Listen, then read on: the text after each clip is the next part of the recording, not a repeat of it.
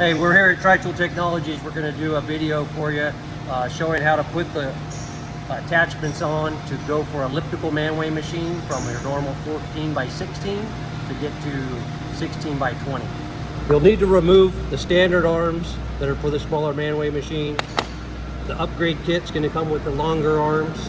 You'll also be removing the small standard jack screws, and you'll be adding the spacer and a longer jack screw.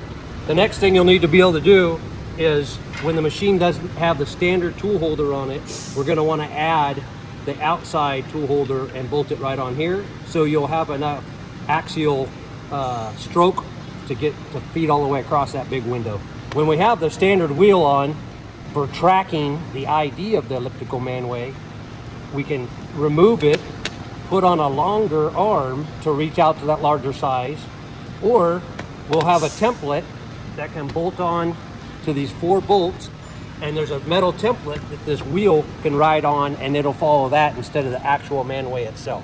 Another thing with the arms, we fold in and out, but when we're on the back side from the outside of the machine, you can't reach your hand in there to flip them down, but we do have this long wrench which you can then put into here and be able to twist it like that. Okay.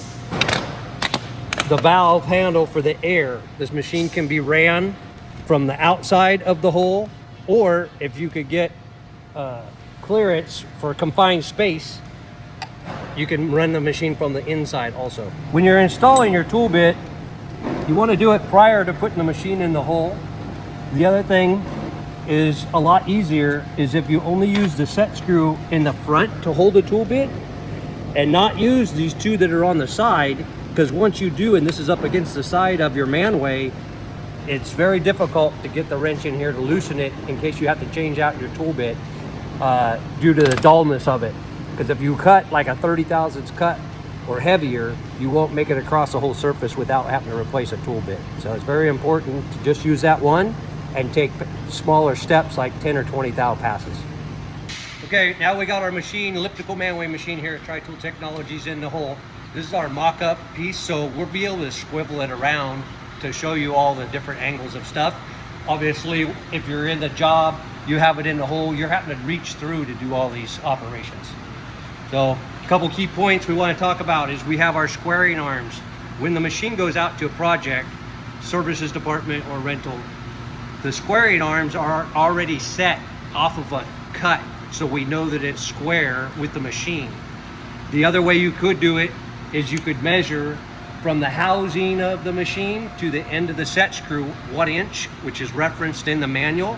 What you don't want to do is just measure, even with calipers, and try to set those, because you won't get them equally spaced, and when you start cutting, you'll be cutting out a square, crooked. So the next thing with these arms is, once you're done and you're already up in here and have your jack screw set out, if you're tracking the manway, you don't have to have it perfectly in the center, but if you're running on a template, you need to do that, dial it in. So the long handle wrench you can reach in here with to fold down your arms, put them in the bolt holes and fold them down. Same thing on the bottoms. Now we're done with that. What we do want to make sure is that these are pretty snug. They're on a detent ball, that they stay in place, because as you're cutting, if they slipped out like that, it can damage your surface that you just redid. Another thing to mention, as I said in an earlier video, is the valve handle can be ran from the inside or the outside. We're going to actually run this from the outside this time. Also with the air is this T comes off, and it feeds air with this adjustable nozzle, and it blows air right in front of where the chips are. So it blows the chips out of the way. Once we're in and we have our wheel, we have to have it retracted enough with the drawbar that it's not touching. Now we're engaged, we're square, we're folded down, we're ready to release that. So you got to take a 5/8 wrench and release this draw rod bolt. And so if you're inside here, it's really nice to have the ratcheting end wrench, because you're reaching through the front and you're going to release it until this wheel is in contact, which tracks the ID of the elliptical manway. Once we release the pressure, the draw rod will be free, and you'll want to retract it far enough so you have travel on the gap on the widest part. As you come around to the narrowest part, this rod is going to come out, so you don't want to ever have it out too far. because in rotation, if the brackets for the door hinge are really close, you got to be cautious that that does not hit. Our next step we'll be doing is we're going to remove the handle, the lifting handle, with 2 socket head cap screws. And that's where our drive goes for our motor. The drive motor, when you get it, will have the 2 woodruff keys in here, and we tape it on so they don't get lost. You just want to be cautious of that when you're putting it on and off, that both stay engaged and you don't lose them. And I mentioned that we do also send 2 extra ones with the kit. Okay, now we're gonna install our valve handle for the RPM control here. Screw it right in there. This piece will swivel as the machine's running around. So you have your valve control. Like I mentioned before, you can switch it around and run it to the inside by taking out this plug and just switching the plug in the valve handle if you were able to run it on the inside.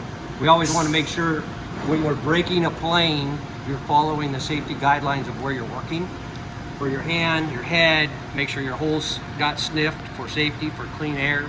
The next thing we're going to do is we're going to install the air to this fitting, which just pushes in and locks, and that's feeding the air to the wheel that blows the chips out in front of the wheel that I spoke of earlier. So now that we have our air control in, we'll go ahead and we'll talk about how we have 2 tripper pins for 2 different feed rates. So you have 1 for smoother, 2 for coarse, to get your record finish for the sealing surface. Most common is to run both trippers so you get that rough finish that holds onto your gasket for not getting steam leaks. So with our 2 trippers, the other thing we're going to do is we have our tool bit in there. We're going to use this wrench. You can come right into here, which you'll be hitting actually this bolt, or if you turn the machine, you can reach through up around the back and get to this knob right here. And it actually has increments on it, which are 1 thou per tick mark. Once we got our tool bit in and we touched off, we found our highest spot just for safety, went around, looked at it. You have to use mirrors a lot of times to see. And you pick up that spot, go in, you're gonna come out whatever depth of cut you're trying to make. No more than 30 thousandths. Then we're gonna go ahead and time our star wheel. And our star wheel is right in here, and that's what's advancing your tool bit as you go across. So we wanna put the star wheel wrench, get you all out here past this handle. We'll turn it, we're moving out, we're right there, okay? Then we're gonna take out backlash and we're gonna time it. The timing marks are like this, at 6 and 12 and 3 and 9. As it goes around, then I usually go around the first time slow, so it helps it make sure you're right in time. And after that, you're ready to cut.